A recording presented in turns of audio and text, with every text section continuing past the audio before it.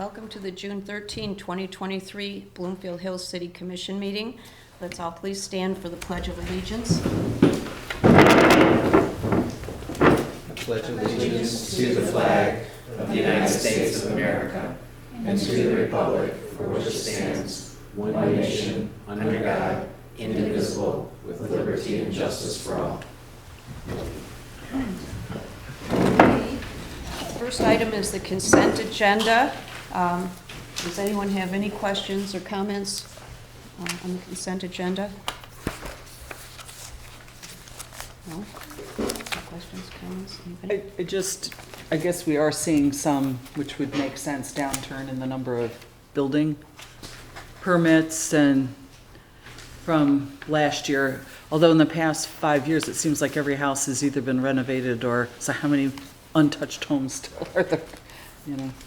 Well, what we're seeing now from the revenue standpoint, this is bigger than that. So we've got probably 18 new homes.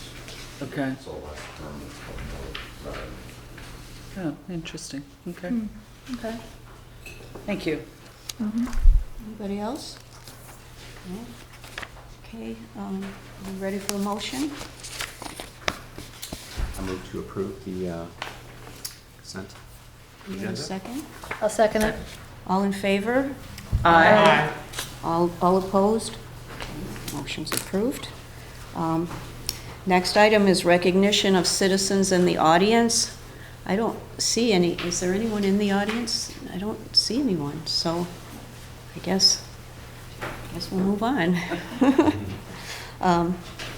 Next item is the request of St. Hugo of the Hills for variances from the sign ordinance to construct a wall sign for the school. Before you say anything, I have to disclose that I've been a member of St. Hugo's Parish for the last 20 years, and I've been a member since I was in second grade. And I was married there, and I still feel that since I haven't been on any of the governing boards, however, that I can be objective in handling this matter. Okay. I also have to disclose that I am a member of St. Hugo's for 28 years. My children were baptized there and attended there for a little while, but I feel I can be objective. I've been out of the school system now for 12 years. So I feel I can be objective. Are we okay, Dirk? Oh, yes, yeah, absolutely. Okay. As long as nobody is currently on the board of directors or any of the governing bodies of St. Hugo's, you're fine. No.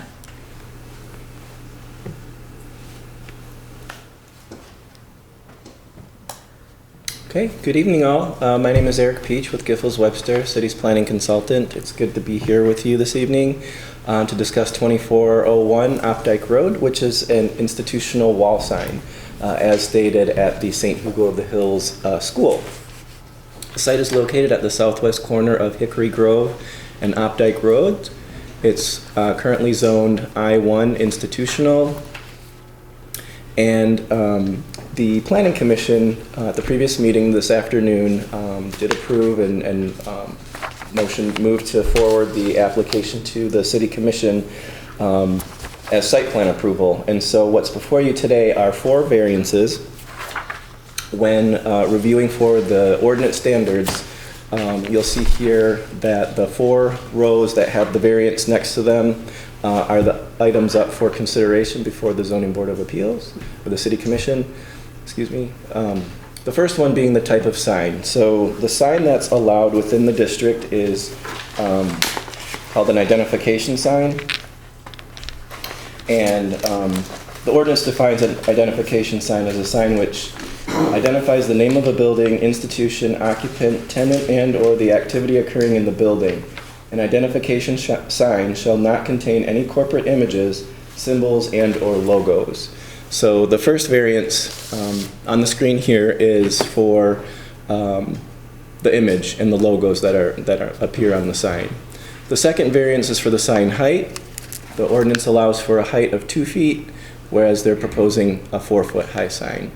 The third variance request is for sign area because it's a bigger sign. Obviously, the area allowed is 24 square feet, and they're proposing 64.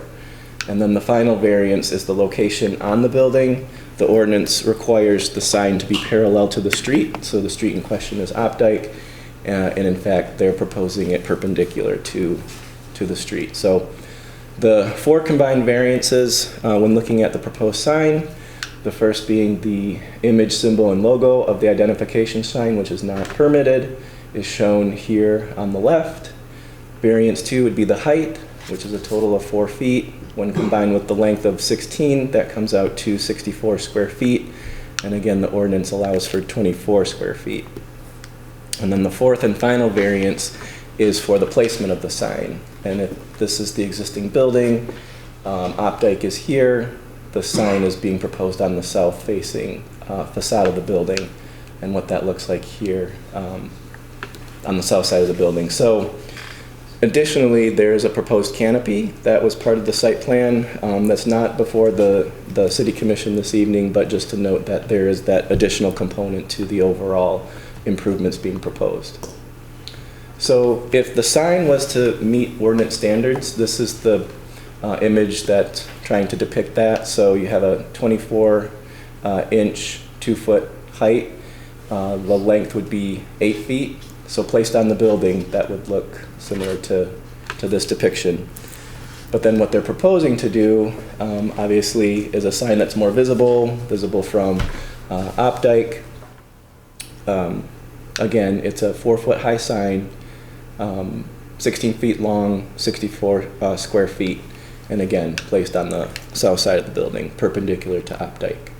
So these are just some of the details about the type of sign, the materials that are being used. It is the classic black with gold lettering. And then the image over here on the right-hand side just shows how the sign will be mounted to the brick facade of the building. And on the north side of the building facing Hickory Grove, there's currently a logo of the school, but the applicant has informed us that that will be removed if the sign that's being proposed on the south side of the building is approved. And again, there's just this canopy. It was asked at Planning Commission whether or not there would be a sign located on the canopy structure itself, and the answer to that was no. They intend to just keep it simple and have the adjacent sign to the left of the canopy. So what's being proposed is captured on this screen. Again, it's the sign with the 4 different variances, the awning over the entrance, and it's my understanding that this part of the school is now used as the main entry for drop-offs and pickups. They have the canopy the length that it is for drop-off and pickups and when there's inclement weather, and then also to screen to a certain degree from the rays of the sun for the office windows here. So that concludes my presentation. So I'd be happy to answer any questions, if there are any. Yes, ma'am. They're not, the representatives from St. Hugo were at the Planning Commission. I don't know why they're not here now. I don't But see them.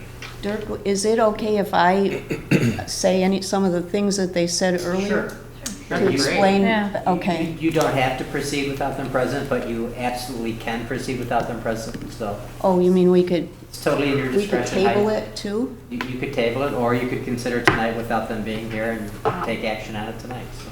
Is that something we should have a vote on? Or No, if you want to proceed towards making a decision. Okay, I'll just explain some of the things that they said. The old entrance that has the logo on it on Hickory Grove Road is no longer used because it's deemed not to be safe because it's glass doors. It's locked, it's sealed around the door so it can't be opened. They don't want anyone entering the school other than through this little entrance here, and they want to keep it somewhat discreet. They don't want they want it, for safety for the children. They want to keep it just right here, and the reason that sign is right there is it can't be viewed very well from Opdyke. There's only one location on Opdyke when you're driving northbound that you could look way over there and see that. Mainly it's when you enter the parking lot, it directs you over to the door where they're to drop all the children off. And there's also a daycare center there, or a preschool or something, where there are little tiny children there. And the reason they want that large awning is because oftentimes it's raining and kids are standing there waiting for their rides to come and get them, and that's more protective for the children. The Planning Commission approved the site plan conditioned on approval of the variances from the City Commission. And one of the items was they're going to take down the sign, the logo on Hickory Grove. So, they're sort of transferring that pre-approved, I'm assuming, logo over to this sign. So this will be the only sign on the school building. And it's more of a internal direction sign, I think. That's the intention, rather than having it be a sign on the outside of the building that everybody could see as they pass by. And that's the reason they want it perpendicular, because that's actually where the door is located. But also, they don't really want to advertise that this is a school.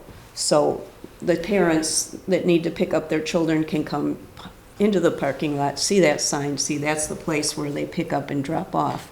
And that was basically their presentation. How far is the sign from Updike? Do we know? Far, it's pretty far. I mean, it's just if this ends up getting approved, we have some reasons why we're approving this when we have not approved others.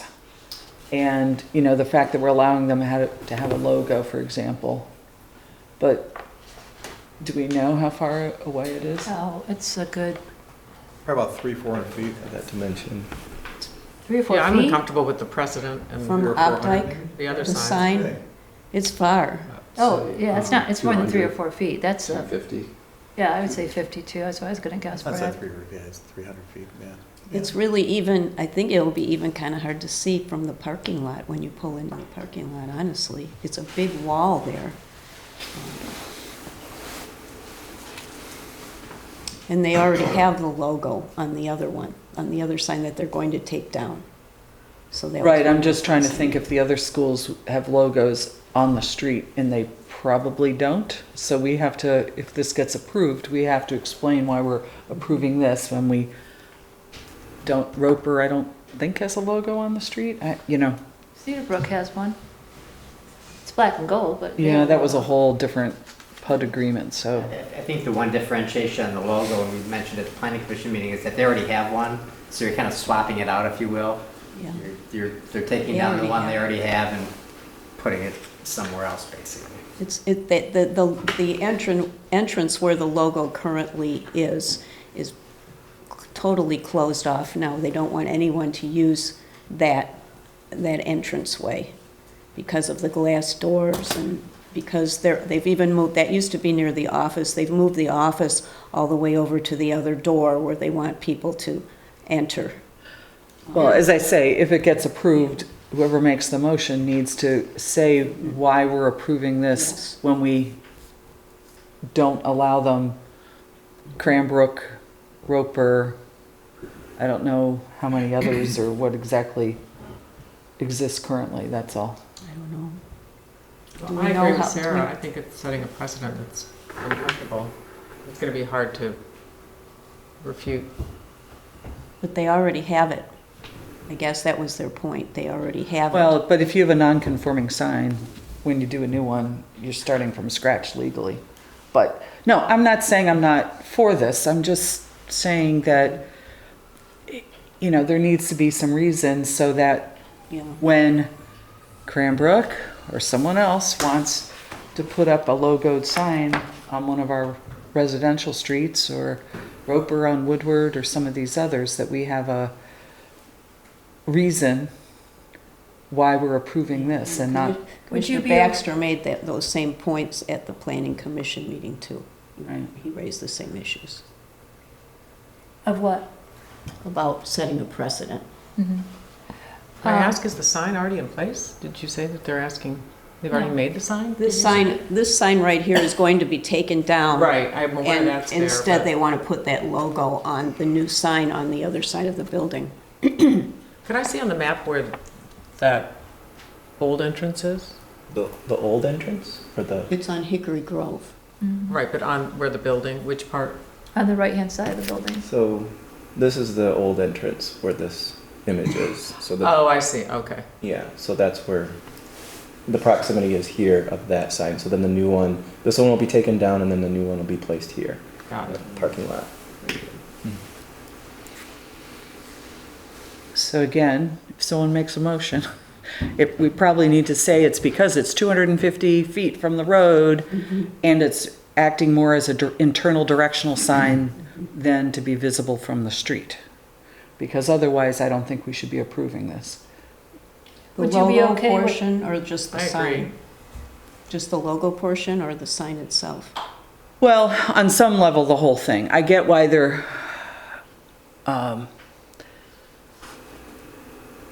Well, one thing that works against them is they're using the black background, black and, you know, the rectangular shape, and that kind of hurts them for the square footage. If they maybe didn't have that and just had the letters and maybe made the lettering higher,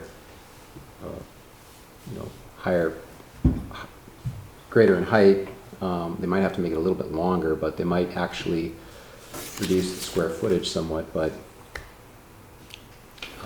and then if the logo was removed from the sign altogether, then you would just have the lettering, which would probably get pretty close to the requirement, but because Well- the lettering actually is pretty small on the sign Yeah. itself. There's a lot of just black space. But Eric, could you go back to the picture of this, where they did the mock-up of this, the right size on the wall? Mm-hmm. So. no, I could see for the main entrance of a school that that's pretty small. Does look out of scale. But Are you okay with the sign, the size as it is, as long as they take the logo off?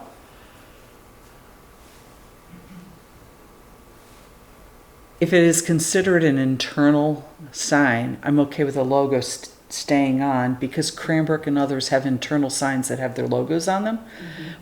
So we just have to define this motion in a way that doesn't set a precedence. That's what I'm saying. Oh, okay. This is more of an internal, it's not parallel with any road. You have to drive into the parking lot to see it. I don't know if putting that sign on, people are even gonna see it, because if I'm not mistaken, does the gym sit, that's the gym on the right-hand Yeah, side there. that's the Is that, gym. is that sit in or out? Come out a little bit. Do you know the wall? Is there another, see that right tall? Sorry. Oh, so it falls in just a little bit. No, I didn't take It goes in. You definitely block it coming southbound on Updike. No one's gonna see it. Well, that awning's probably gonna block it. Yeah, the awning will block it too. The awning, Yeah. you're not gonna see it In- from the road. In the planning commission meeting,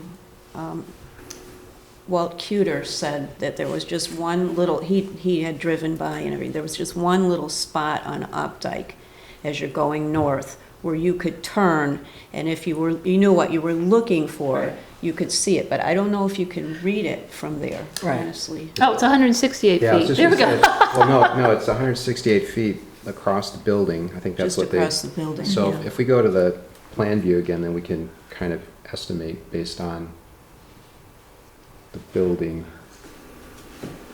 Yeah, it's probably far enough. Go back to the. Which one? I'm sorry. How back to far the it is from top- Updike. the Oh, plan but view of it's- the building. The building's 164. So that's 168 feet. 168. Looks like another So it's about 300 feet probably. 100, 150. Yeah, another 50, 7. Yeah. And from where you can see it, though, the spot that you can see it, Oh, it's even further. probably about 300 to 400 feet Yeah. away. Yeah, it's pretty far away. So If we put something in the motion, I want it to be Right. relatively correct, right. not just. All right, I'll make a motion to approve the signage because it's acting more as an internal directional sign than a visual sign from the street. And also on the condition that the other sign on Hickory Grove is removed. Okay, do we have a second? Second. Maybe mention something about the distance as well. Oh, and also because it is approximately 250 feet from the street and not really visible from the street. Do we have a second? Second. All in favor? Aye. All opposed? Motion's carried.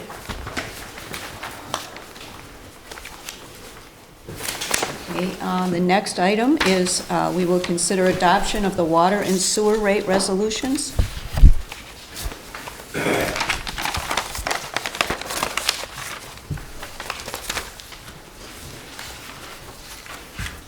Go ahead, James. Oh, that's okay. Good evening, Jamie Burton with Hubble, Roth and Clark, for the masses of public that are in the room tonight. It is that time of year where we come before you to present the annual water and sewer rate changes. So a little bit of background. Over the past few years, this commission and recent predecessors of this commission have done a really great job at what we call rate buffering, absorbing minor increases, banking the decreases, opportunities to make sure that our rates have been smoothed out. We'll show you a chart. It's been pretty good.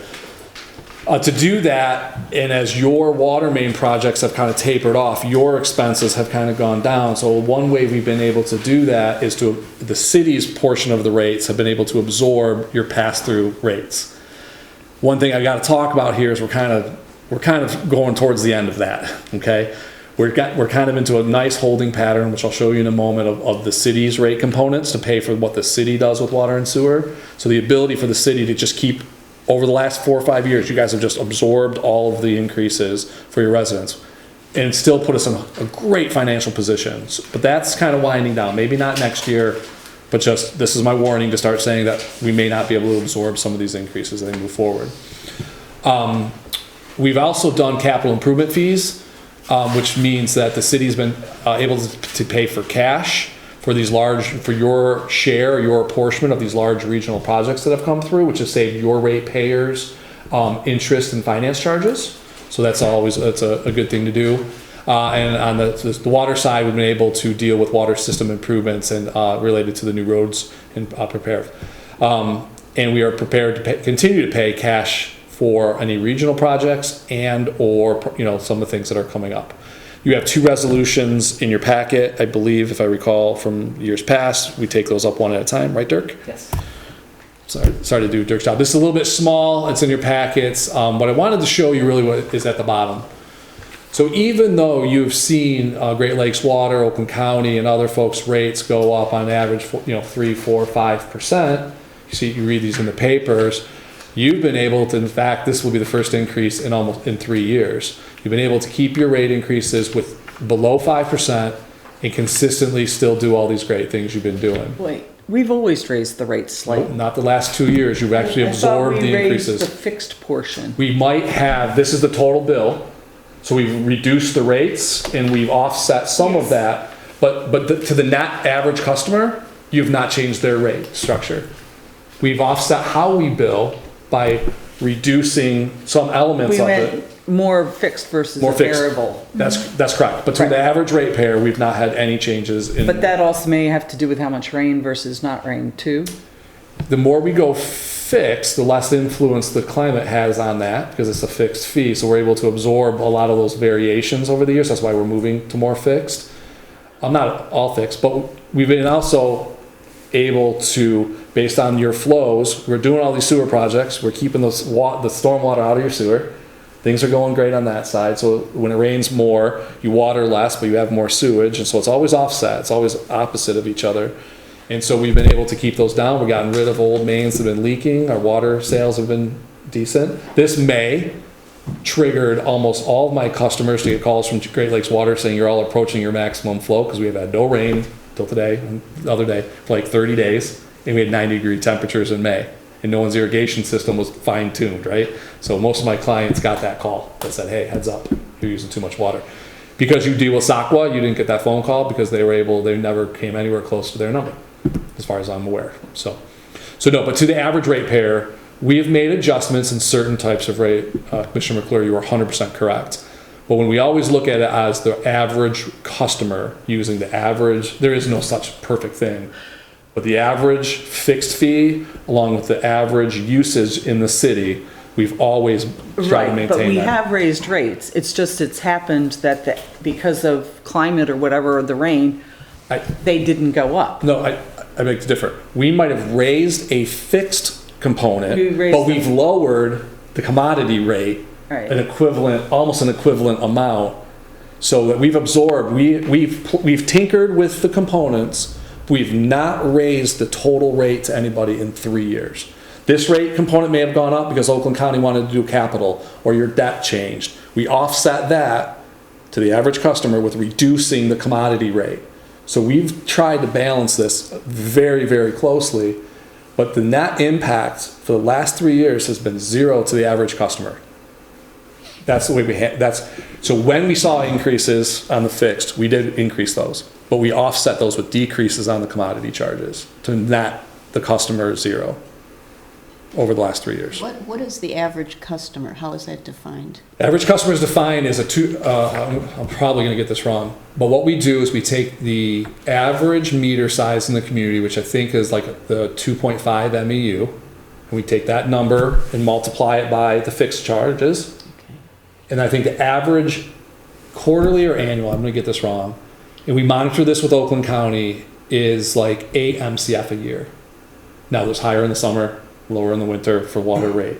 And so we just always look at what those components are and make sure, because that's the standard, right? If you remember, if you have a big meter, use a lot less water, these changes impact everybody a little bit differently, but we always try to net it back to the average customer within the city. If I may, and maybe this is more of a finance director question. So how much are we typically bringing in? Next slide. Okay. Because I guess if we're pretty much done with all our big projects, we've talked about, do rates really need to go up? That was been the discussion Yeah. the Well, last let's 3 years. Let's get into that. All right. Guys, my apologies, but there's always going to be water and sewer needs, right? It's your system was built in the 50s through the 70s. We've replaced a lot of it. There's always things that pop up. So let's go through that a little bit. So the bottom line is we estimate tap fees, which development and new development we talked about earlier slowing down. So maybe $50,000 in annual tap fees comes in. And then you get about 1.4 million, 1.8 million total dollars per year comes in, okay? So that's the top number. The 400,000 is an estimate of 1 quarter, because remember, we're charging everybody through July 1, so your first payment is actually last year's rates, and then you have 3 more quarters of this year's rate. That makes sense. We try to balance that out. Then we start looking at what do you spend, and these have always been relative budgets, and I want to walk through these quickly. You always have every 3 to 5 years, you've got 1 or 2 different rate study, master plans, CIP, vulnerability assessments, reliability studies that are due. So we always bank a little bit on that. There's usually 1 per year. By the way, all of these as a cost come back to this commission for approval. Okay, none of these are run and go, except for one you've already approved. We are consistently working with the township and Oakland County. Remember, when you've had to take your water system down, you've relied on the township and other people to do that. So there's always some, and with SACWA balancing our flows, there's in the miscellaneous sewer repairs, sewer things that come up, whether that is in a road project that Dave and DPW are doing, or whether that's we just stumble upon something and we make that happen. You have $200,000, which you've approved. That's for the Long Lake and Lassa Road PRV. That was done in this fiscal year, but the payment will not hit the bank account.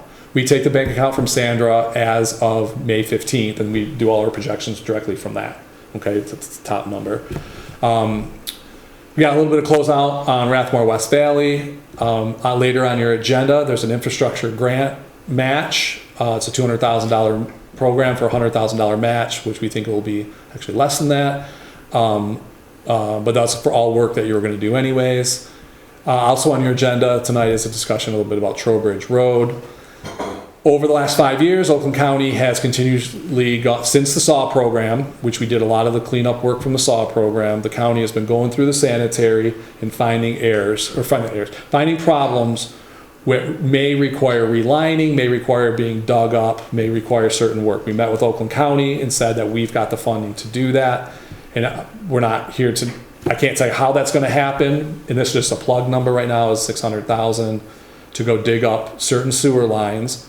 Obviously, we'll work with Dave and DPW on road projects, that cannot be fixed by lining through, trenchless technology. We have a placeholder here for the Pembroke water main, which we've had the conversation about those folks possibly doing a road SAD, and that water main should attend. And then you got principal and bond and payments left over, and I couldn't tell you which bond that is, but they are out there as well. So after all said and done, you're left with about $4 million. We've done an estimate for 2 years. Every 2 years we look at this when we try to find, make sure we've got things covered. For example, if you remember the big infrastructure project that Oakland County was going to do, first showed up on the bottom here and it moved its way up over the years, so we were always collecting for that. $4 million is a good and fair and reasonable number to have in reserves. And the best way I can describe this would be what happens if your 12-inch water main under the intersection of Woodward and Long Lake were to go. What would that cost to repair and replace? And Oakland County does not have that kind of money on reserves for you to do this work. So that is why, on the basis of the projection, and why I would recommend that you don't, this city for years unfortunately spent time before all of you, we would get 17% from Detroit, the rates would go up 17%, then they go down 4%, up and down 4%, 4%. If we're still hovering on projections of 4 million, I would encourage you not to go raise the rates unnecessarily or decrease them unnecessarily when you're still kind of holding all these projections around this level. It's a nice, safe thing to do, that we can keep things around that 3%, 4%, which is, I think, everybody understands that. And all of this, the message is, you are actually decreasing the city's portion a little bit to offset those increases. So you are reducing what you can reduce on your side of this very slightly. I can pull up the chart and we can look at the numbers, but here would be the rate recommendations, which are in your resolution. And the story is, you are not moving money, Commissioner McClure, to different things. You are actually decreasing your intended revenue to offset some of that. So back to that, your point earlier of we should be maybe lowering our rates. You are, in fact, lowering your portion of the rates. Yeah, but that isn't what the homeowner notices. What they're going to notice is their bill. I guess I'm just wondering why if all our major projects have done, and you and others, we've all talked about that, all our roads we've done. I mean, I always want to balance us being really good about infrastructure to being crazy, raising taxes and too much money. And I thought we had talked before that maybe we wouldn't have to do any increases because we were done all our major projects. So again, the 3.8% is entirely because of your service provider increases. So pass-through costs? Your pass-through costs, all 3.8% was actually going to be 4 or 5% of pass-through costs is because of your service providers. The city's share of this is going down to offset that for your residents. At some point, though, if we get another $1 million regional project, if we cut to the bare bone, then all of a sudden we'll have these rate spikes in a year or two, because those projects aren't on this list yet, but they're out there, guys. I mean, infrastructure is getting older and older and older, and not necessarily your infrastructure, right? But the county's infrastructure. So, could we absorb a little bit more? Absolutely. Could we take it down a little bit more? But I'd be concerned that the next time we're in here with nothing we can do about it and a 6% increase, we'd be, God, I wish, I think we've done a really good job of stabilizing rates, and I'm trying to encourage you to keep on that track. As you notice, there is $1 million of spend in there. Most of that is plug numbers for now, and if we end up with a whole bunch of money at the end of the year, then we can have a different conversation. Well, you can't give it back. No, but we can not charge it, we can offset that next year. If we have $5 million in the bank, you do not need $5 million in the bank. You need $4 million in the bank. I mean, I feel somewhat like we've always had a hefty budget, so we always have to have a hefty budget. And we've always said that when we were talking about, fixing things, is there's a big budget there for us, so we can fix it. But was it 4 years ago, Dave? When we did we do the major road project? I mean, we fixed 18, every 19. street in this city 4 or 5 years ago. And when we did that, if it had to have any kind of water or sewer, we fixed it, right? We did I think we've done all the major replacement of water mains that needed to be replaced. There are old water mains in the ground, but they don't need to be touched right now. But, I mean, there are some sewer repairs that need to be done around the city, but we have like 600,000 for that? So you go back, I mean, some of these things, like, we don't even know if we're gonna do Pembroke, right? Correct. We're not there. So, like you said, I'm looking at these, how many are, I would love to see of all these expenditures, how many are, yes, we're going to do them, and how many are speculated? Because if speculation is 1 million, then we don't need to raise the rates as much as we are. I mean, I'll be Well, the the first one to tell you, my water bill is outrageous. Yeah. So, And I don't even use it to water my lawn. So, on the same side of that 600, depending on how those all work out, could be 800, right? So, I think there is a lot of speculation in those numbers. But that's the best we got right now. I had a question for Sandra. What do you think about the amount of CapEx money for repairs for water and sewer? Where do you think it should be? Of what we should take in? No, what we should have in the reserve.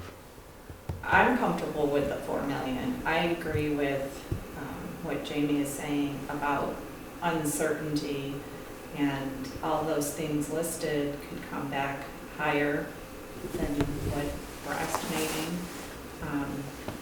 I would be concerned if we, cut too much. I agree that the 4 million is a good place to end the year. So it's really hard to know, costs. We know costs are just going up and up on all projects. So to Jamie's point, that 600 could be 800, it could be 1 million. So. The one area, I'm going to bring back something that Commissioner McClure brought up a number of years ago, which is when the debt service comes off. I think that would be a real opportunity to pull the debt service number out of this equation. When we're not, and that's in a couple of years, Just 2 more years. Yeah. So there would be a couple $100,000. The flip to that is if there is a regional project and you cannot afford cash, then you're going to go right back into owning that debt through the county or through the county, various county services, right? And those projects, remember, they came in here for asking for the resolutions, right? And that project was 130 million or whatever that number was. So those projects are still out there and they do exist. I think we're kind of to that point where maybe it's one more year where we've done the absorb and then we see where we're at and then we start making those. Like next year, the year after next, we can make the move on $260,000 would be real easy to wipe off this books because you don't have any other debt. I think it is for your residents, and I can tell you in my other communities who don't do as good a job as this rate spending, the yo-yo effect of up and down is bad, right? It goes up, it goes down, it's up. So I think you've gotten yourself in a really great position here. So if you want me to go back and change some of these numbers, we can do that. We will just have to do that in July, and it'll have to be retroactive to July 1st because all these pass-throughs are happening effectively July 1st. So, which isn't a problem. There's not a bill that occurs in the first 10 days of July, if that makes sense. We've done that before. So, again, I'd be happy to go take it back and look at some of those other numbers or make it zero. Maybe I can even sit in the back and work on it, but I'd be nervous to go in the back and work on it right now because I have to make sure all the resolutions are everything's correct. That takes some double checking and work with the county.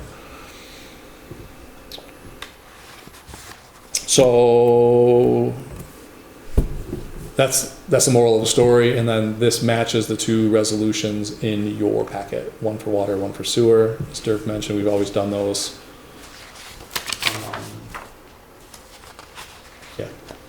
Well, and Sarah, here, we've only increased the pass-through rates, and we've reduced the city's portion of the rates to increase those slightly. That's where we did it. We didn't change any of the fixed fees this year. They didn't need to be changed. We kept those the same.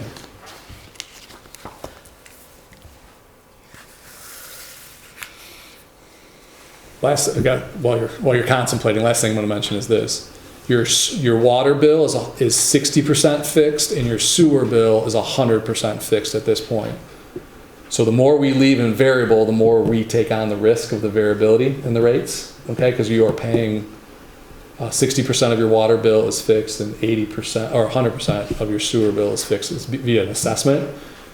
So how we decrease the city's risk is to keep as much, your financial risk is to keep as much into the fixed, try to match that in and out. So. Where are our rates compared to other communities?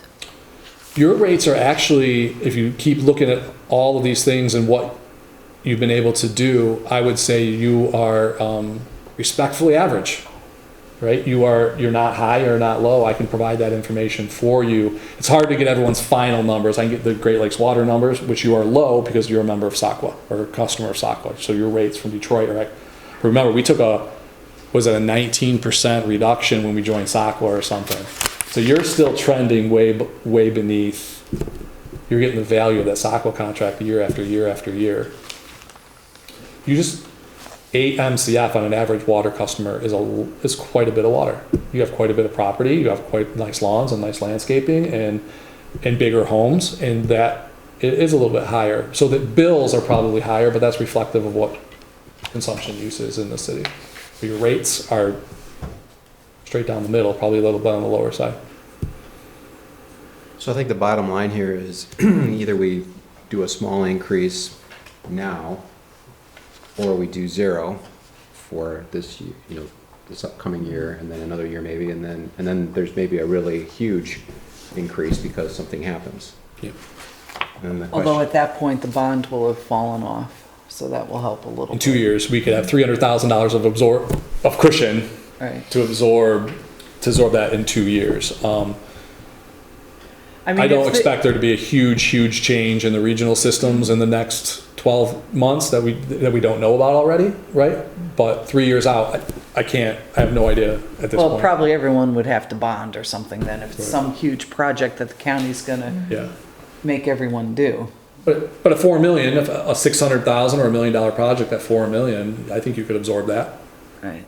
on a pay for cash basis, and then build that million up over So the 2 years. numbers that you presented to us is assuming the rate increase as asked for. As everything passed, yes, all the pass through, the reductions on your side to get to a 3.8% increase. And that's the numbers on That's that. all the numbers on this and all the numbers in your resolution. Right. I would just say this, if we decide to go ahead with this, just because we have this hefty, fund here, does not mean that there's a bank there for us to just, oh, we got the money, we can spend it.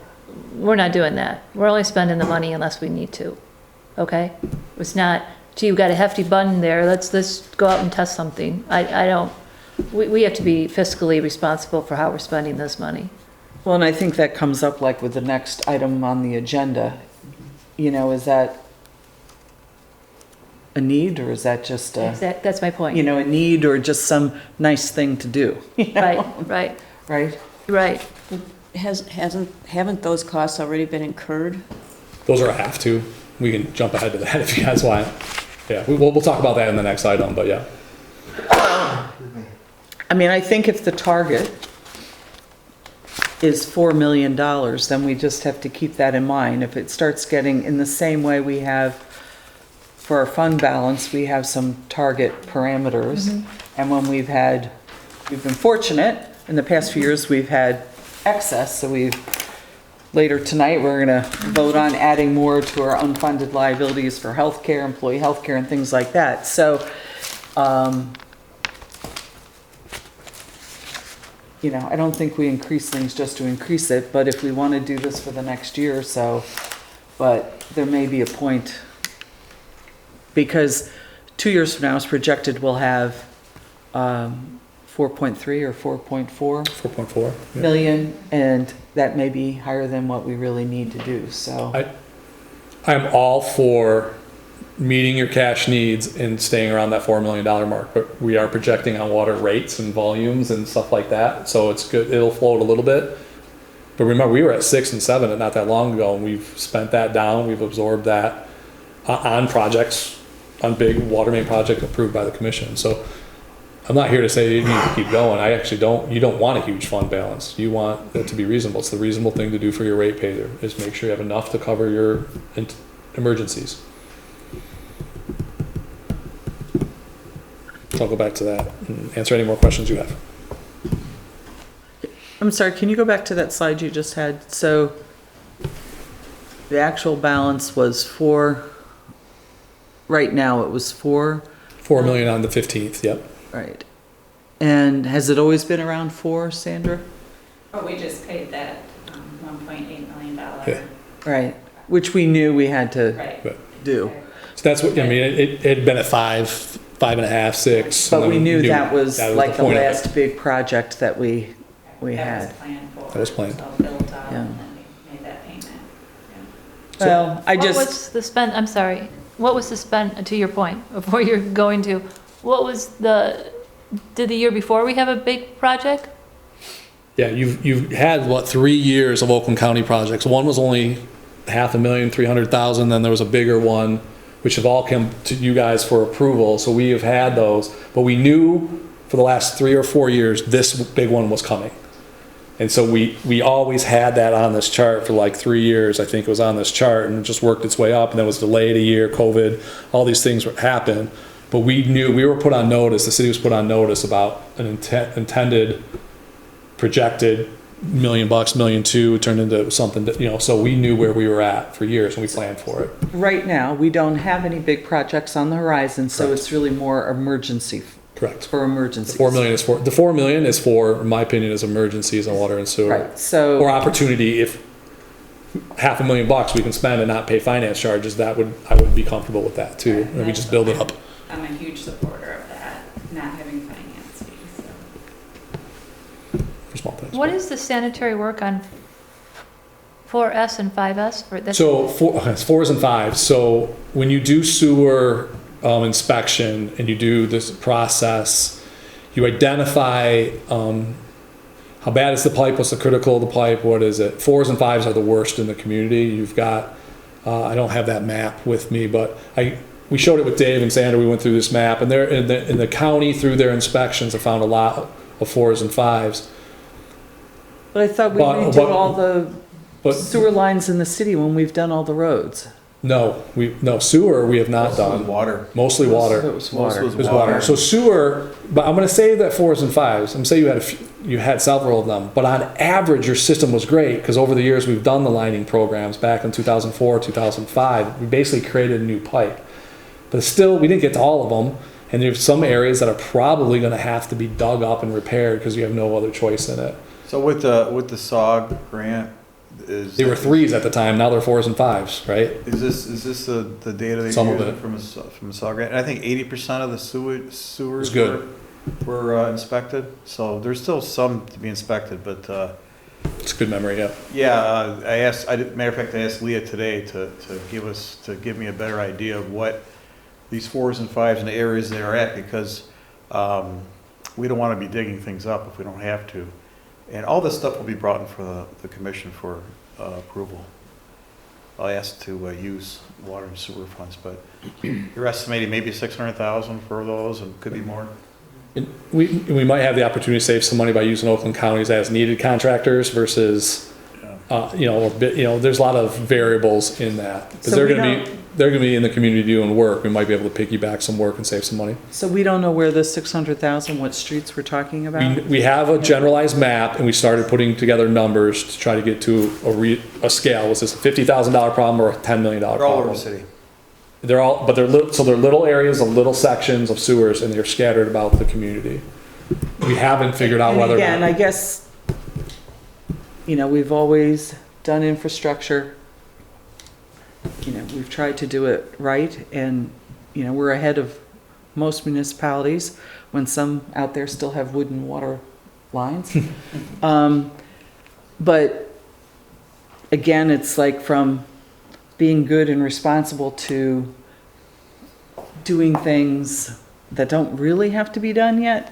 That's where I'm always kind of weighing it, because that's the first I've heard of $600,000 for work on 4s and 5s.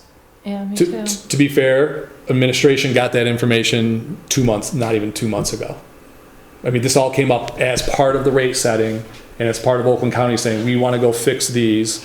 And they've been working with us very, very well. And then we start to, who should handle it, how should handle it, because they're in the system every day, right? And so they brought those forward during this rate process, and we go, hold on a second, we've got some funds to use, right? Let's go. Either their rate portion was going to go up to cover it, or we covered it out of some of these reserves or our portion. So that's the process, that iterative process, 2 or 3 meetings with staff, 2 or 3 meetings with Oakland County to get to that. But in all fairness to administration, that number did not come up 2 months ago. We're kind of talking about. We're still trying to figure it out. But we think that's a good, we did enough work to figure, we think that's a good plug number for the time being. So we're going to be digging up whole sections of the city over the next 12 months? No, that's exactly what I don't want. So what we're trying to figure out is, there may be ways to line these things, there may be some alternative ways to do these repairs, and I do have a real big concern of doing anything near our new roads. So I actually kicked it back to them for more analysis. So I needed, to figure out what we can do. These are like 20 foot of pipe. Yeah. Or 50 feet of pipe. And there may be some alternative ways to do some things, but yeah, there's just. So with all the camera stuff and everything we've done, I guess I'm like, how come we just found this out now? They do about 20% of the community every year. They do, every 5 years, they televise a line. And in 5 years, Well, we've things paid change. for televising lines. We paid for televising in 2013, 2015, 16. And then once the SAW program was over, we did some work. And then the county got on the routine of, I think, 20% of the system every year. That's pretty typical, right, maintenance. And then also 5 years after SAW, there's pipe problems. And then they put them all together and brought them to us. So that's pretty typical. In fact, the city was doing that work until after the SAW, through the SAW program. The city was doing every year doing your own programs. We turned that back over to the county with the SAW program after we kind of cleaned everything up. And so a 20-foot section of pipe could go today, tomorrow. It could be 5 feet deep with tree roots. It could be a high water table. It could be a contractor working nearby going over the top of it. Did some work to it. So we don't know that answer. But most of those are going to be very small, areas. We're not digging up whole streets. We're not digging up 400 feet sections. It's going to be spot repairs. And Dave's spot on. And we can go, maybe there's a way to go in there and do some work that we don't have to even open them all the way up. But we're thinking these are the ones that are probably going to have to require a little bit of digging. We don't have to do them all at once, right? And we can try to time it with the road program. I don't feel comfortable knowing all of it just yet to even bring it to you. Yeah. So That would be this fall We'll bring sometime. you a more educated request so that you can make a decision what you want to do. But I personally don't know enough. We don't either. I have a lot more questions. So. And that is anticipated. We would come back sometime this fall with the Oakland County data, our desires, and come back before you to say this is what we want to do and how we want to do it. Yeah. And estimated cost. Versus our peer communities, I assume most of them have 4 and 5s, and is 5 the worst? Yeah. Yeah. You are better than average because you've done more infrastructure than other communities. But that doesn't mean it never stops, right? And you never get to 100%. This number in a lot of communities are dealing with a lot bigger number, but they've been working at it, consistently. You guys just did a lot of this work 10 years ago, right? We came in, we did televised a section of the city, then we lined the pipes that needed it. That's why I think we presented a map, or Dave did in one of his weekly reports, talks about how 80% are better than average or good, fair, poor. I can't remember what those were. But there's still problems out there. You don't have a $2 million line item, you have a $600,000 line item. A lot of other communities have $2, $3, $4 million of repairs a year. Your size or, relative. Can I ask? Sure. I thought whenever we put in a new road, you always tested and did all that telescoping to look at the guts of what's underneath that road before we. So we've always looked at the water system, and we've always said that sewers can be lined without the trenchless work. And if we knew we had a problem in the early days of the road program, if we knew we had a problem from the old SAW grant, we took care of it. Those were taken care of. Okay. But then, as the county works through it, as we've been doing less reconstruction and more mill and overlays, we've really only focused on the water because we've always had this ability to do trenchless technology. We can line it from the inside. So we've kind of left sewers be. They were better. And so, I'd be honest, $600,000 for your whole system would be a tremendous value. I think it's a testament to what has been done in the past and what this commission has approved. How many times you have to dig up to get to, that's not a lot. So, but and we're going to work through it. And once we have all the videos and we can see all of this ourselves, so then we can also make decisions on that can wait a year or two, or that needs to happen now, and then we can always overlay that with Dave's plans for street paving or milling and overlay, and it can adjust. We just don't have that information available. We will present that as a program to you sometime this fall. Can you present, like, when we get to this point, asking to repair some things, can we show some picture and video to maybe help the commission understand what's wrong and why? Yeah, we have videos and still photos. We can show the videos. Just to show how bad some of these things might be. We'll be able to show the pictures. And one of my last final thing I'm going to say about that is this. The problem with doing the right thing is you go out there and you do the videotaping on a reasonable schedule, but the problem is now you got to fix it. Because if you know you have a problem and you don't do anything about it, that's when we get a 222 claim, and that's when Dirk has to defend the city. So you go out there, that's why we only do 20% a year, so we can keep up the budgets. But the idea is if you find a sewer that's busted like this and you don't do anything about it and someone backs up into their basement, that's when we're in a world of trouble under the 222 claim. So I think I know it's a big number there, and I know where you guys are at, but I think... Yeah, it's just a number we hadn't seen, and all our big projects were supposedly done. Yep. Well, are we ready for a motion? Anybody?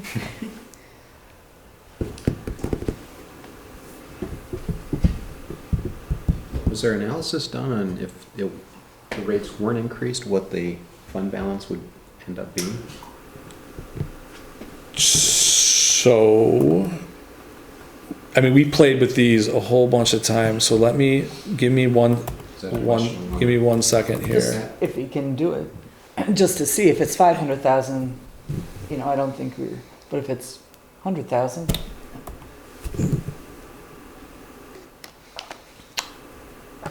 Well, it'd be 0.038%.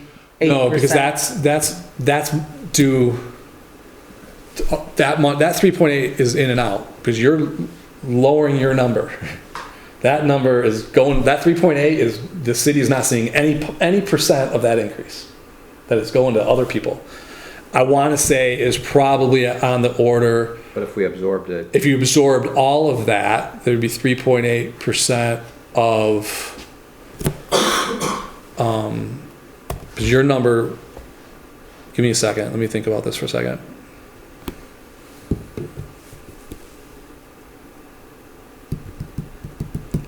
It's probably on the $500,000, 300 to $500,000. I'm going right off the top I'm going off of memory here, but your service providers make up about 50 to 60%, even a little higher of your total bill. So if you think about, if you're going to make 1.4 off of this and you're 40%, and there's 60% endorsement, I think that's about right. I remember looking at some of those numbers at one point. It's not cheap, but it's not millions of dollars. But again, you're just cutting into your own end, and then you're going to have to rely Once that happens, once you can't go any lower, then you have to pass through everything that comes at you. And those numbers are not 3%. Those numbers are 4.7, 14.7, 12. There's a little bit, a couple went down, but those numbers are not the same. I'll make a motion. We have the resolutions here. We have to do one. But I do think we need to understand that 600,000 when we have more information. Sure.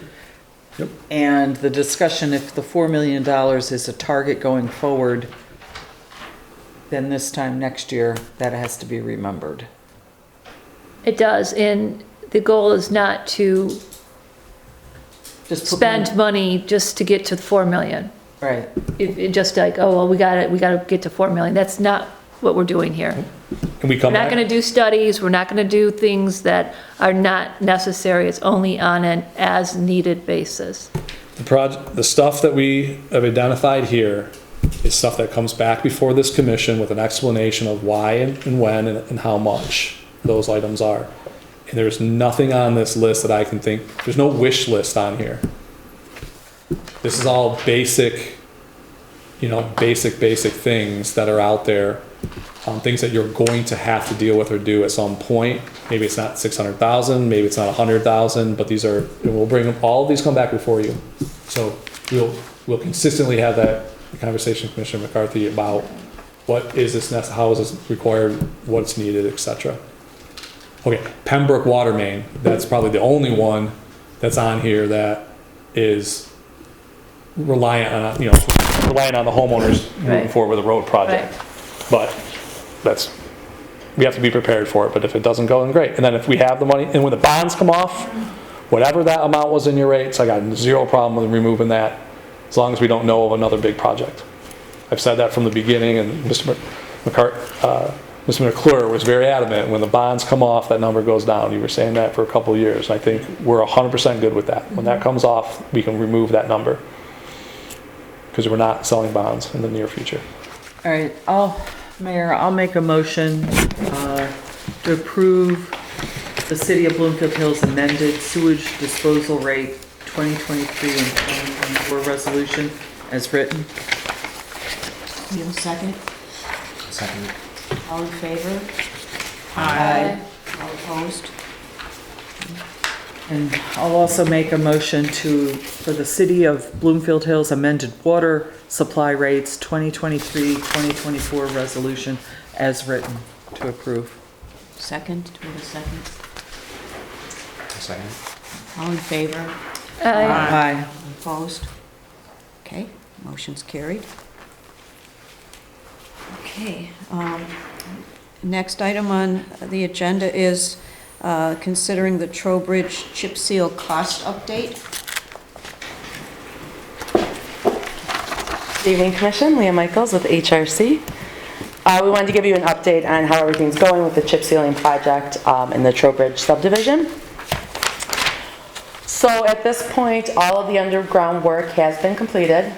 So all of the structure adjusts, the drainage work on the Canterbury Hill that was proposed, new storm sewer, some cleaning of the culverts. At this point, all the underground work has been completed. And now we're waiting on the contractor to come back and to do grading of the roads and then chip sealing it. So tentatively, they're scheduled for June 21st to come back, and their first step will be to grade the road, which they've told us will take about 5 to 6 days to do. And then highway maintenance will come in and apply the chip seal product on the road, which they've said will take 2 to 3 days to complete. So still kind of on schedule here to have this all done end of June. I also want to give an update on the project where the costs have come in so far. So this is all information you're aware of. The total estimated project's cost was the $660,000-ish. If you recall, the city's contribution was $156,000. That started by looking at the city contributing 10% of the project plus some additional work for some of the structure adjusts and some of that underground work that now has been completed. And then when construction pricing came in high, the city offered to contribute a little more. So the SAD share for the residents is the $504,000.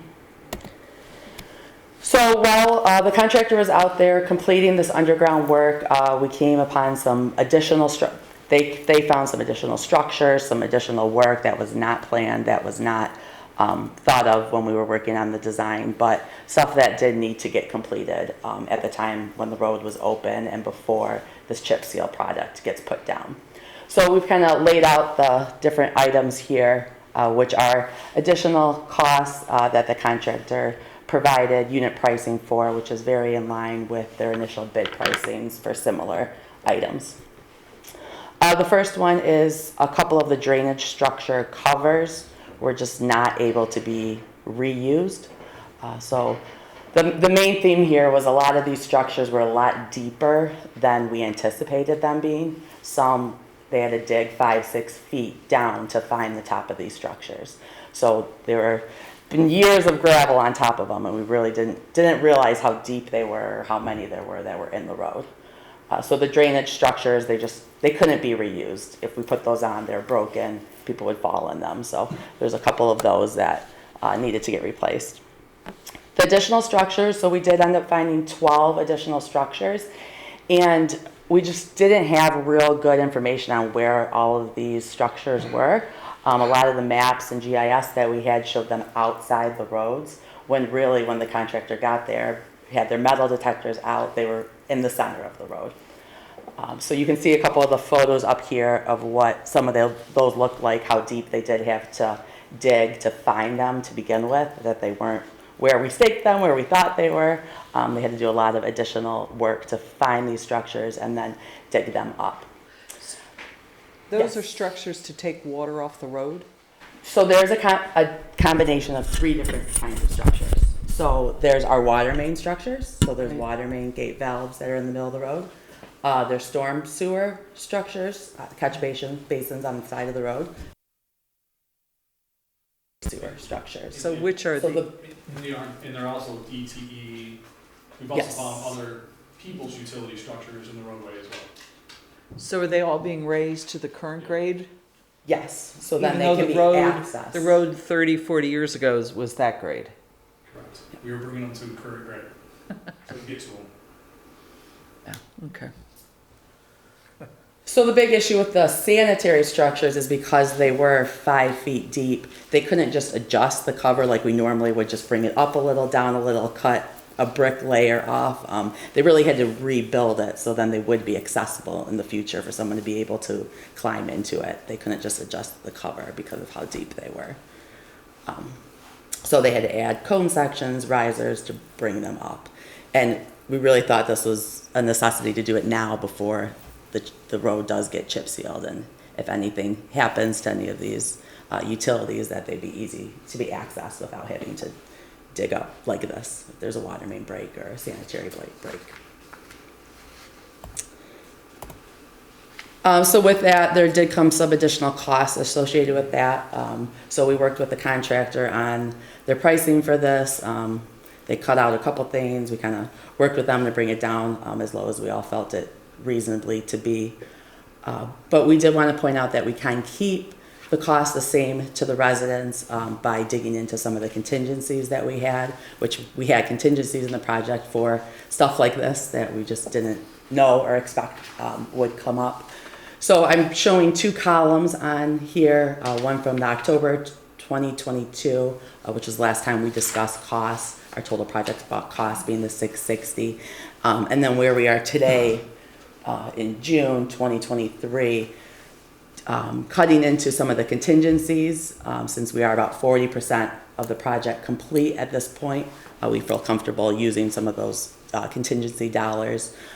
But then pointing out that some of these were water main, a lot of these ones that had to be rebuilt were sanitary sewers. We've separated the $55,000, which are those line items related to water and sanitary that could come out of the water and sewer fund.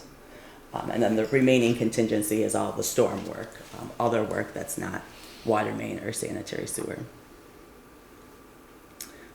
So with handling it this way, the cost to the residents would remain the same. And then we still will have a little bit of contingency left in the project for the chip sealing that's coming up. And then also keep in mind, we have the application 3 years from now. So we still have, you know, some costs that will be incurred in a couple of years. The increase in the water sewer, does that have to be a budget amendment? That will be after July 1, right? You know, when, we wouldn't pay that until the next pay estimate, and that number is included in next year's water and sewer, the sheet we just showed you. So Okay. you don't have an approved budget for water and sewer, but that would be coming next fiscal year's Right. numbers. So we don't have to act on this? No, just a report. Okay. But do we have to approve the change order? I would think the commission, yes, I think it does have to approve the change order. Now, if timing of what budget it goes into is important, then I guess you could do it at the July meeting. But specifically in the change order form, it says approved by the city of Bloomfield Hills, so. Yeah, So- typically that, in years past, we've always had that by the city manager. Okay. However, traditionally- hold on, I'll say it this way. I believe that the contingency number is fine. I think the answer is, this city commission should weigh in on the fact that we would like to take 55,000 additional out of water and sewer to keep the cost for the residents the same. I think that would be adequate. So that should And be, then authorize Dave Dex to do the change order, I guess would be. so there should be action taken in that. I think there should be action taken by the city commission but that based on can- that. This is our proposed split, and I don't think we can do any more water and sewer, because a lot of the rest of it was drainage structures, I just don't feel comfortable doing that, so. But the motion can say that it's to be paid in the next fiscal year. Yes. Before we make the motion, though, I forgot to make the disclosures at the beginning about I'm a resident of Trowbridge Farms, but I'm not part of the SAD, so I feel that I can be objective. And Yeah, and I haven't commented as of yet, and I won't. I'll recuse myself from the decision. okay, thanks. Same reason. So we're ready. Are you gonna make it? I've made every motion tonight, someone I else. I haven't even wanted to make a couple. So can I ask a question? Is it safe to say that none of these roads on what we're doing the chip seal are 4s and 5s in there, and we have, as part of, Yeah, we've looked, and most of the sewer here is, we're fixing the manholes, yeah, we've looked at that, and we're good. so we're not gonna be A lot digging of sewer up? in Trowbridge is in the rear yards and the side yards, there's not a lot in the street, but there's enough in the street. We'll double check Crossings. that, but I don't believe that's the problem. Well, I would think if we're doing this work, I don't wanna be tearing this back up. That's exactly why we move That's why- forward, that's exactly why we're doing this, right, is to Yeah. make sure we didn't have to do that. And what's unique here is that no mapping showed exactly how this worked. Remember, the homeowners had a quote and used less structures than we did. We actually added structures to the homeowner's quote. And it would have taken 20, 30 grand digging around out there to find all this, and then these would have been the unit prices anyway. So I think it's still fair. The contractor gave us a fair price to do these. I think it's the right thing to do going forward. I think so, but I just wanna make sure that, so there's no, Dave, something has to be documented here that, we paid 156, the city contributed, but now the city's really contributing another 55,000. Even though it's coming out of the water and sewer, it's still coming out of the residents' taxes, of every resident in the city. So there, I don't want it to be said that, oh, well, in the Trowbridge one, they contributed, I don't know, is this, whatever percentage this was, contributed more. We need to know that it was contributed this much because of what we found. It's gotta be documented. If you're fine with it tonight, that's really the purpose of this, so that we are documenting it. Well, normally we pay for city and sewer, water and sewer. We don't pay for the new roads, and I thought that the community was paying for the roads, and Commissioner McCarthy's bringing up a point that we've struggled over the years with differential, with people coming in with SAD saying, well, you paid X for them, X, Y for them. The answer here is, we've only paid 10% of the road costs, and the remaining costs are water and sewer fund. And I think part of this motion will clarify that, but we can make sure we document it more on our end. So if someone says you spent 200 with $600,000 project, no, you spent 10% of the road related Yes. costs, and we've Yes. always paid the water and sewer. That's my point. it's a good point. So there can be, okay. I didn't say that right, but yes, thank you. That's what I was getting at. So I'd like to make a motion that we pay for the additional water and sewer, $55,075 towards the Trowbridge project to cover the newfound costs, only for the water and sewer, and that we clarify that we, as a city, paid 10% of the road costs, but this is a separate water and sewer issue. Could you also authorize the city manager to sign the change order? I'm sorry, Could you also authorize the city manager to sign the change order too? to authorize the city manager to make this change order? I'll Yeah. second it. All in favor? Aye. Motion's carried. Thank you. All opposed? None. All right. The next item is the commission will consider the ARPA Critical Infrastructure Grant discussion and attached agreement. Thank you, Mayor. The city applies for various grants for different things, and sometimes we get awarded those grants, and those are brought before the city commission for your consideration. And we applied for a critical infrastructure grant through the American Recovery Plan Act. We did so because we thought we may be posed with some considerable costs in searching for lead lines within the city. But our analysis over the last couple of years has found that we really don't have, we don't believe we have any sort of problems with any lead water service lines to homes because of the work that we've done, because of the road replacements that we've done, and because of the water mains that we've replaced, and also through analysis with our permitting. But when we apply for this grant, we also put into that grant that we could also use this funding to do some additional evaluation of our sewers. And so this could be an opportunity if the city commission would consider it to, it's a 50-50 matching grant where if we do have a situation where we have to do some action on lead service lines, inspections and investigations, or some additional sewer investigations. And by the way, I wouldn't say additional, I would say this year's 20%. yeah, this year's 20%. And what about, we may be able to use this for some of the repairs too, maybe. It's for planning, Okay, for planning. so let's call planning, design, and maybe some upfront work that needs to be done for some of these. That's a loose term, but it's not for construction. So it's a 50-50 match grant, $100,000. The county administers this grant through the federal government, but it's a decision that the county or the commission would have to make if we want to be involved in this or not. We don't have to spend any money. Any money that we do spend, we would bring in front of the commission.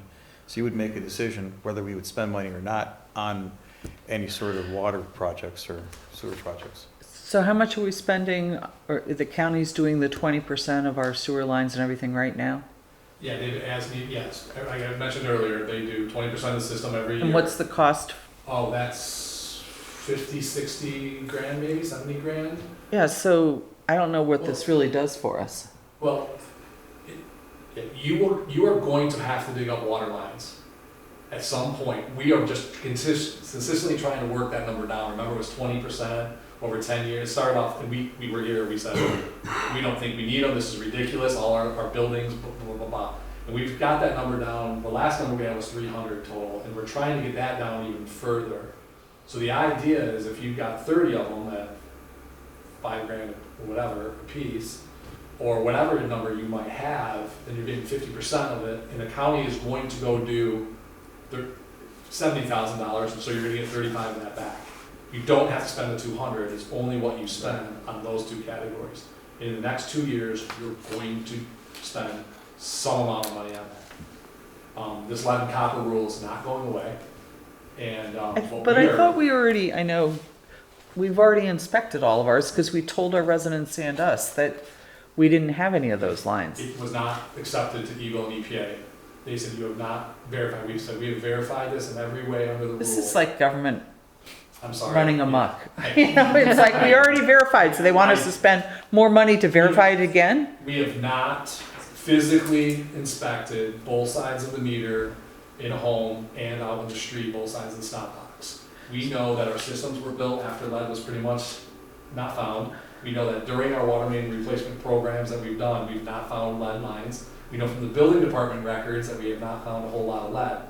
But we have a lot of homes that were built way back in the day that might have lead on their side of it, right? In the law says you have to do X number of inspections. We're just keep pushing that number lower. The required report, or the initial required report that actually HRC did was all data that we collected. There was no, We said there's no lead in the service there's no lines. digging. Go dig them. So we're afraid that they're gonna make us dig. So Right. there's been some, there's been pushback by us by saying, well, here's all our data. This whole system's been built in the 70s. There's no way we have all, these types of things, but we're still in the midst of that, so. I mean, some communities are, digging all of them, looking at replacing Lansing, Detroit, all of them. We've said we don't have them. But the law says you're gonna inspect both sides of the meter and you're going to inspect both sides of the stop box. That means you have to dig it up and look at it. And we've been We have to go to fighting. people's homes Yes. and dig up their lawns. Nope. We don't want to. The law, well, yeah, we don't want to do any of this. I'm just being brutally honest. We've been fighting to not have to do this. And we're pushing that number down lower and lower and lower. But we're gonna hit a point here very soon where they're gonna say, we don't care. And this is gonna be, whether it's $100,000 or $50,000 at 50%, I told you so. We're just Dave, I think, is saying, let's get 50% of the lease of I told you so paid for. We are going to have to go into homes and ask for people on a random basis. We're going to have to pothole, not big holes, small holes in front yards with restoration to check this. It is the law, it is federal law. Okay, can I ask a logical question? When did they stop putting in those lead-based pipes? Late 60s. So if your house was built after 1960, you probably don't have it, right? You get lead solder joints, which was still available, but the lead pipe was not. I mean, Man, you're we're saying, with you on this. you're saying randomly, what are you gonna do? Go to a house built in Well, 2000? they do that already with backflow preventers. They come to my house every 5 They do years that. and go inside my house to make sure. Yeah, me too. Yeah. Yeah, it's like so intrusive. It's like, Yeah. So I'm we just- changed our system so they don't have to go in the house anymore. And this is going to be, Because they do. this is going to be a challenge with finished basements, finished homes. But unfortunately, this is just where we're at, the law. But we went from like hundreds and hundreds, and we're down to a lower amount. And we are going to have to, this is just what this all came out of the Flint argument. okay, so you dig up and you find out inside my walls there's lead base. What are you gonna make me do?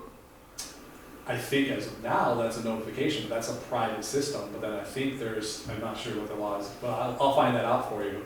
But my understanding is that's not your system. And I don't even know why they're asking us to go to the meter, but they're saying that the lead line to the meter is municipal responsibility. We've always said it's not, it's up to the stop box. But Right. I can imagine there will be a notification and you're gonna have to disclose, sellers' disclosures are gonna change, and I think it's gonna happen at some point. I don't think I can force you to rip out all your plumbing to redo it, but I think the federal law or state law is gonna require you to disclose, I have lead pipes, or I have lead solder joints, that's next, that's just what's coming down. We disagree with all this, by the way. We think if you have a system where your water main wasn't even built until after lead was gone, you shouldn't have to go do this. That's been our fight from the Right. beginning. Further, but you've got older homes that might have something. But I don't think we're gonna find any. I think that we are not gonna find any. But back to this is just, it's an opportunity, and you don't have to use We it. don't have to spend it. You don't and have to spend there's- it. But you Doesn't have to sound give like it there's a back. time limit on it, right? Or Yeah, We don't have to there give is. anything back because we're not taking anything. By So- 2026. There's a time limit. So you have to spend it by 2026. The other Right. thing is you have to start televising the sanitary sewer pipes, but we're already doing 20%. We This, could utilize the cost of Oakland County's $60,000-$70,000, we can make that part of this, and that could be it. It's just an opportunity, Right. that's all it is. Well, if nothing is spent, there's just evaporates and. Right, so something- we get I'm out. gonna bring you these things from time to time, Right. and you can make a decision if you wanna do it or not, but if I think it's an opportunity to save a little bit of money in water sewer, on a project that could come up, then I'll keep bringing it up to you, but it's up to you. I just wanted to ask, Dirk, were you comfortable with the contract and with the receipt of the money? Yes, To take I've it. reviewed the contract, I'm comfortable with it. It's fine from a legal standpoint, and yes, I'm comfortable with the city. With receiving the money too? Yes. There's no strings attached that would cause us You might have to, type of you hard. might have to get some of it back if you don't use it, but And we probably have to document reports, so we'll be paying HRC or someone to document what we have and haven't yes, I'm spent. comfortable with the This city is- using it. But Yeah. as far as grants go, this is the one of the, I mean, they're gonna give you the money and then you kind of tell them how you spent it. This is one of the lowest overhead. So who fills out all the paperwork on how we spent it? Sandra. Sandra will. Andrew would. And Sandra, were you comfortable with all the obligations that the contract imposes on us? Yes, I did read through it, and I'm comfortable,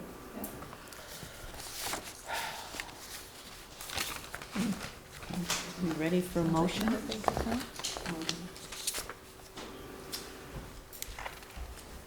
I'll make a motion that the commission will consider the ARPA Critical Infrastructure Grant that is proposed, presented in front of us, And To- and the attached in agreement? the attached agreement, only to be used if necessary.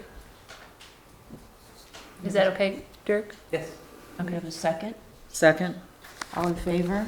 Aye. All opposed? Motion's carried, thank you.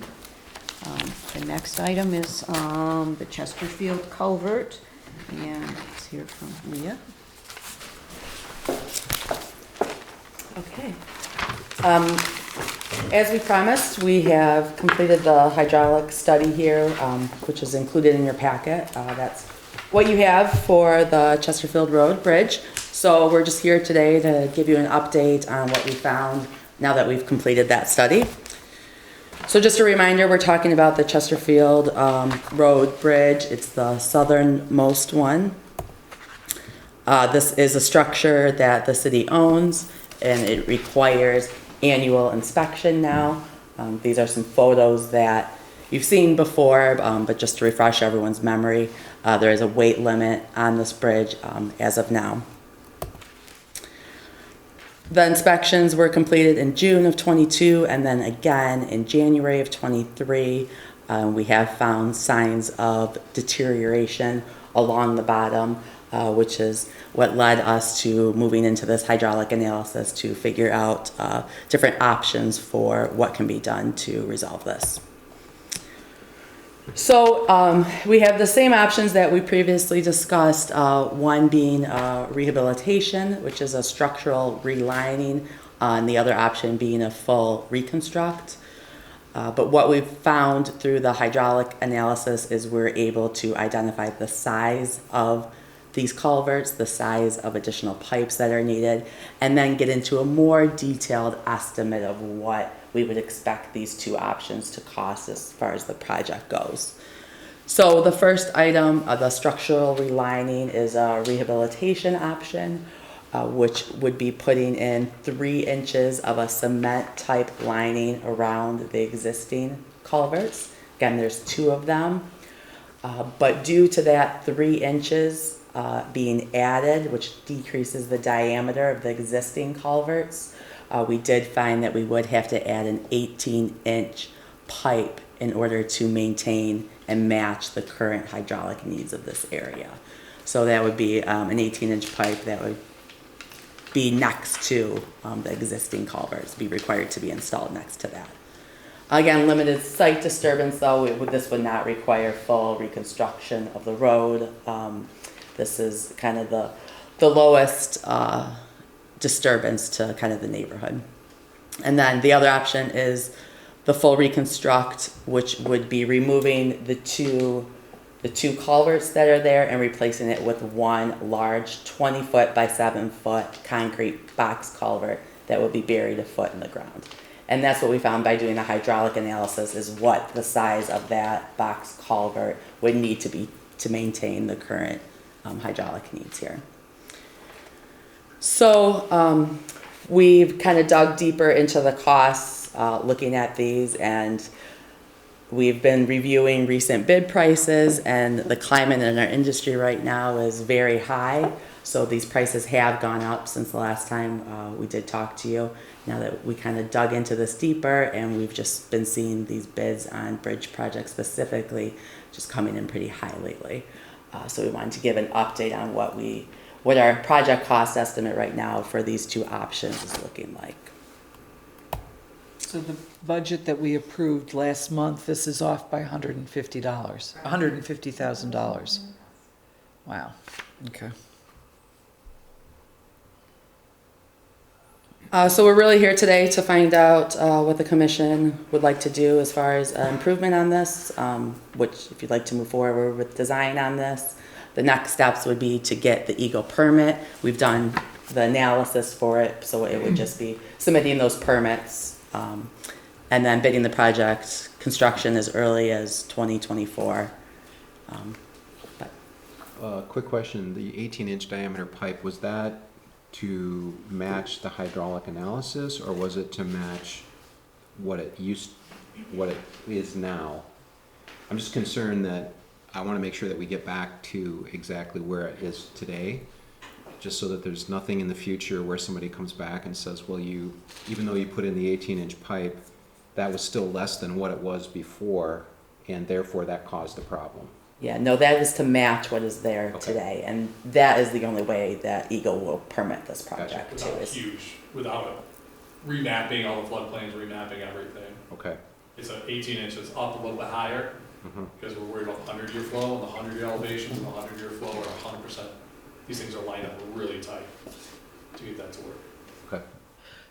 During the 4 to 6 weeks of construction, does it impact the water flow? I mean, both to Endicott Lake and downstream? So we will, since there's two here, it's nice because they'll block off one while they work on the other.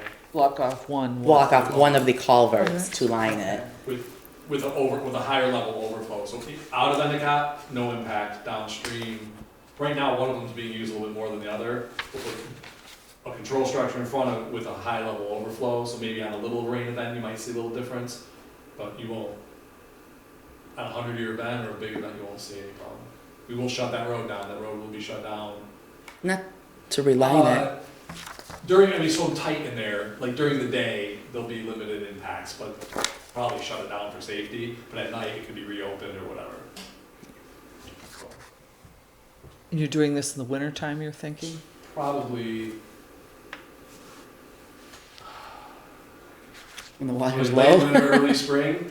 Before the rains, well, God, May would have been great this year, right? I mean, but. Yeah, it was a nice I May. mean, that would be the only concern is in the process of the construction, not to impact Endicott Lake or downstream. Remember, Endicott Lake is 6-8 feet higher because of the dam, so that's got no impact whatsoever. So we would be those few properties in between the dam and the road, and a few people downstream. The thing that we'll have to do is there's not a million contractors that can do this work. So we might invite, to get costs down, we might have to give them a long window to do it. So maybe they say, we'll do it under budget, but we'll come in June, whatever. We'll have to see. Right. If we go in there, so you have to do it in this specific 4 weeks, the costs are gonna keep going up and up and up, because it's hard to get people in right now. So remind me again, Sandra, how we're paying for this? Fiscal 24's budget approved 300,000 from the general fund and 200 from the local roads. So that leaves the 150,000 to be determined. It could come from the general fund, the full amount, or you could use a little bit of the local road funds. I'm a little concerned about the fund balance in the local road because we're paying for the Trowbridge Farms Road project, and we haven't collected all the special assessments yet. So we do have, those expenses to pay without the revenue.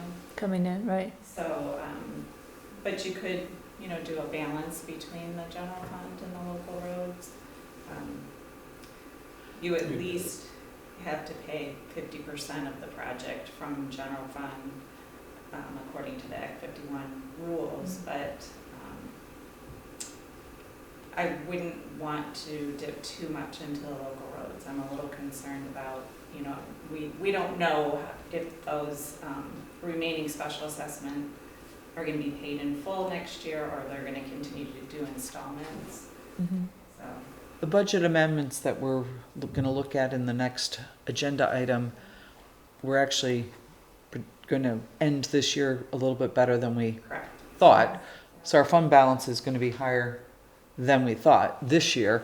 But next year, we had budgeted to what, 100 and something surplus? Put that down, I think it was, sorry, right here somewhere.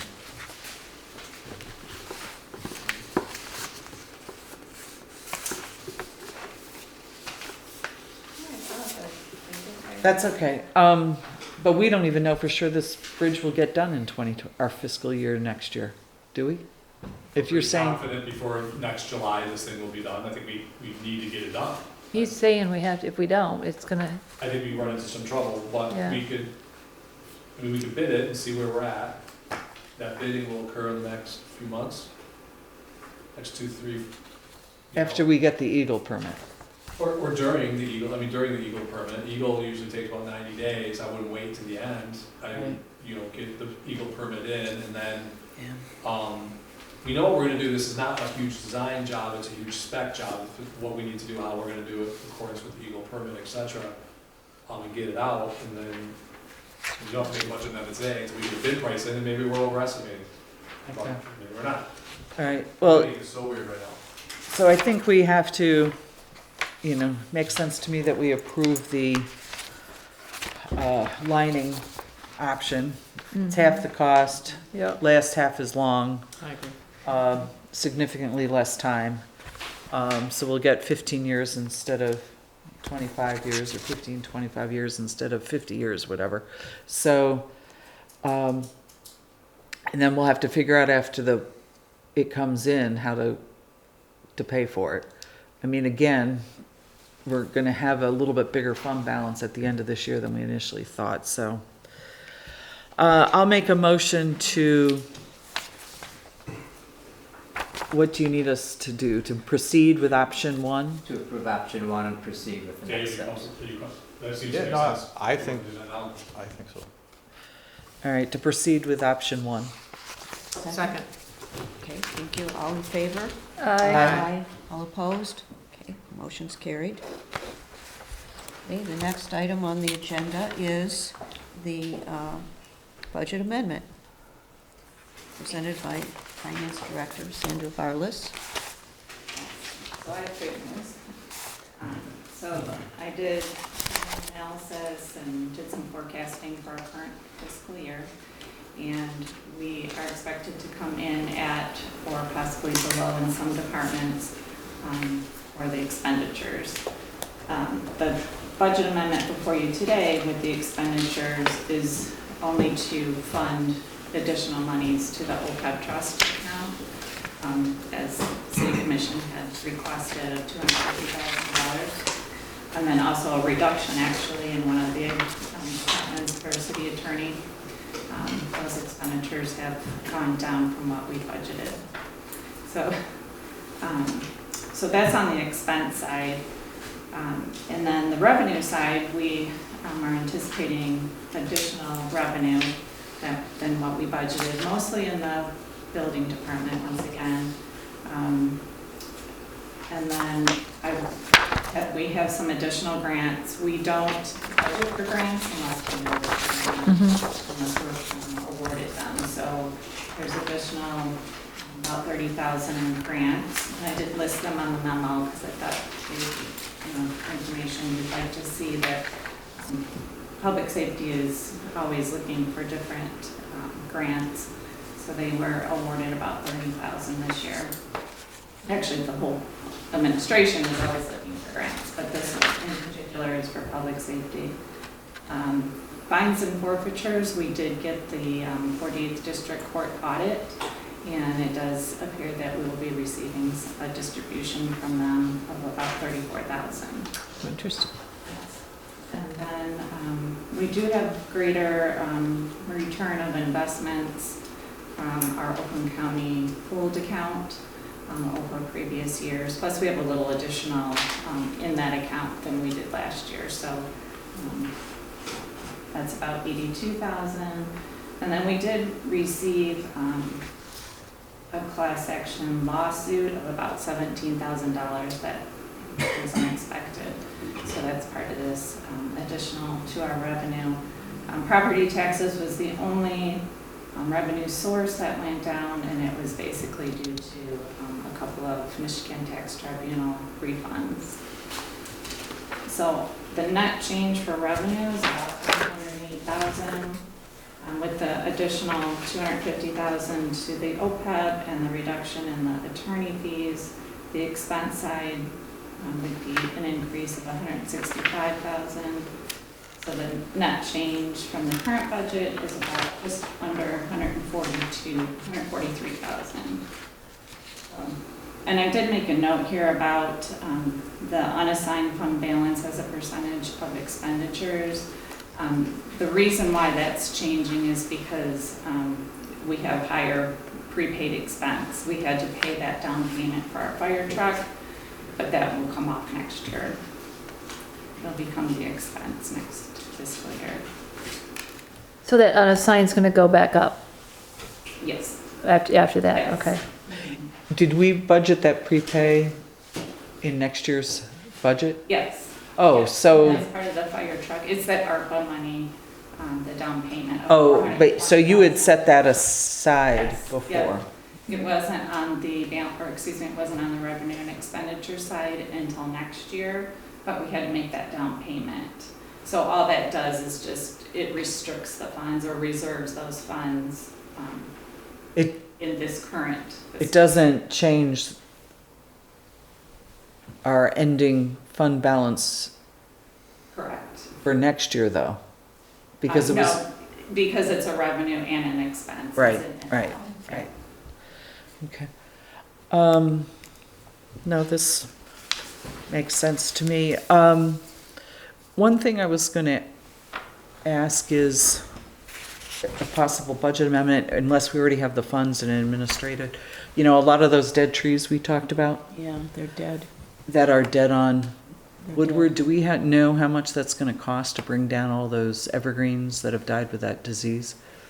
Well, we brought down 3, we're bringing down 4, another one in about a week, and I can find out the cost, but we are taking them down slowly. I mean, if we have the funds this year, I mean, that's something that can be done. Planting trees is better in the fall, but taking them down if Yeah, we I want mean, to. we can, we've been kind of doing it in steps, and then, like, there's one that was taken down on the north end of the city, and there's a stump there right now. We're gonna grind that out, and we're thinking about putting another evergreen type tree there. Right. We're taking another one down that's actually close to Brady Lane in the next week or two. Yeah, I've seen that one. And we're gonna. Still alive though, aren't they? It's dead, and these are the worst ones. That one was 100% dead, and so is the one on the north end I saw before you. Right, and so what our plan was to take those down and then just replace them with some large evergreen trees. There's some large tree there, depending on what's around it. So we're kind of doing it in steps. My concern was just decimate, taking them all out, it might just really change the look. So I thought maybe if we did it in steps and then replace them as we're taking them down. Right, But we're doing that within budget though, okay. Okay. yeah. I'll make a motion then for the adoption of the budget amendment for the 2022-2023 budget. Second? All in favor? Aye. Aye. All opposed? Motion is carried. Next item, our city manager comments. Mayor, I just had a couple. There was an article in the Eagle lately, and I believe Commissioner Fisher kind of talked about it with the administration about some of the impacts of the marijuana facilities in other cities and the actions that other cities have taken. And I thought maybe it was a good idea that our city attorney could kind of mention what we've done and what that means, and maybe even some of the considerations that other cities are thinking about taking, but may not be the right thing for us. So anyways, if you could, Dirk, if you could mention. As you remember, as you remember, there was an amendment, or the voters approved the Michigan Regulation and Taxation of Marijuana Act. And one of the provisions of that act was that each municipality had the ability to opt out, meaning not allowing any marijuana establishments to be located in their city. That's actually in Section 6 of that act. Also in Section 6 of that act, though, is an initiative procedure which would allow persons to distribute petitions. And if the petitions were signed by at least 5% of the people that voted, 5% of the qualified electors in Bloomfield Hills that voted in the last gubernatorial election, a voter could, such a petition could force the city to put a ballot proposal on for the next upcoming election, and that they could ask for a certain number of marijuana establishments to be located in the city. If that were to pass, then the city would be obligated to have that number of marijuana facilities in the city. Going through the same experience in Auburn Hills right now, they opted out. Such a petition was presented. They got the required signatures. They wanted to have 4 marijuana facilities located in the city. Because they got the appropriate number of signatures, City of Auburn Hills had to put that on the ballot, and it passed. Same thing could happen in Bloomfield Hills. There's nothing you can really do to prevent it. I know there's a school of thought that says, well, maybe you should allow a certain number of establishments now, and therefore you could theoretically cut off the number that might be there in the future, but that is not a legitimate argument, because let's assume the city decided to allow 1 marijuana establishment in the city of Bloomfield Hills. If somebody had a petition for 2 and got the appropriate number of signatures, it's placed on the ballot, and if it passed, that 2 would trump your 1. So really, Oh, okay. there's no preemptive strike a city or a municipality can take to Okay. prevent that initiative process. One of the things that is likely in Bloomfield Hills that was different than Auburn Hills is Bloomfield Hills is smaller, property is more expensive, rents are more expensive. That will probably economically on its own prohibit those kind of establishments from coming in.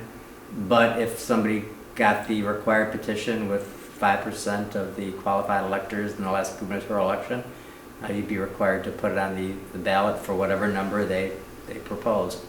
But at this point, the best action you can take is no action. So there really is no preemptive. I didn't know they could supersede. They would trump it if. So would, sorry, but they'd have to be zoned. You can't just put one anywhere. It'd have to be zoned a commercial district, correct? Not necessarily, no. You could put one in a That's the residential? problem. The petition, the one in Auburn Hills, and I'll just use that one because that's the one that I'm familiar with, specified certain locations, had to be X number of feet from a school, X number of feet from a church, X number of feet from a park. There were some other requirements too, but didn't specify where it could be located. But that wouldn't necessarily prevent somebody from doing a petition specifying where exactly it could be located. So. Yeah, I don't think it really applies. We have so few commercial areas I know, it's that we very could even small. think of putting one. I know Birmingham's been going through this whole exercise, but I don't think for us Right. if it happens, they have to get the signatures. 5% isn't that much. Our residents would have to vote for it, which might be questionable. And there's so few locations, I don't think we have to really worry If it gets about. approved, does that mean that the city has to put them Yes. in, or you have to Yes, find that's the them? problem. If You have to seek them they out. It's not- put a number on the petition, let's say they decide they want 3 of them in the city, they put that in the petition, they get the appropriate number of signatures, you have to put that in the ballot, and if it passes, you have to allow 3 of them in your city. And it could be subject to whatever conditions they put in the petition. I think as Sarah said, I think your demographics and some other characteristics of the city likely doesn't make it worthwhile for most of the businesses that are in the marijuana business to pursue They're not even it. making money right now. Yeah, Right, the we just have price, to keep in mind that it's not just individuals getting signatures, but it's corporations organizing people and marketing companies organizing people to get the signature, so They I don't think we decide. need to worry about it, I just think we need to be aware of it. Right. but there really is nothing preemptive you can do at this. So these aren't individuals, these are corporations that are obtaining this. Some are, pushing it, I've seen some corporations, I've seen some committees do it. Rarely are they from the city that they're pushing the petition, and they're generally from somewhere else and trying to make a dollar. Just something to be aware of. So Good to be aware of, good to know. Mhm. So no, one of the other things, Mayor, is, so we have an audit through Plant Moran every year, and this audit starts in August, and then the report comes out in October, I believe, for the commission. And we just recently learned that the cost is going to increase by 48% to use Plant Moran. What? Right. So Whoa. it's kind of shocking to me. So what we did was Sandra and I met or talked with Plant Moran, and we worked out to where this year they're still going to have an increase in cost, but it's going to be, I don't know what it is, like 12% or whatever it is. But we probably should go out for a bid. But the problem is, we're in such, the reason why I talked with them is because I said, listen, you put us in a bad spot here. We can't go out to bid in 2 months when you're supposed to start your audit. And so I was, pretty upset about it. So they did provide us, and I'll share that in my weekly report, their proposal over the next 3 years, how they increase the costs. But my recommendation would be maybe we do use them for this next audit, and then we're gonna need some time to put together an RFP and make sure it's appropriate.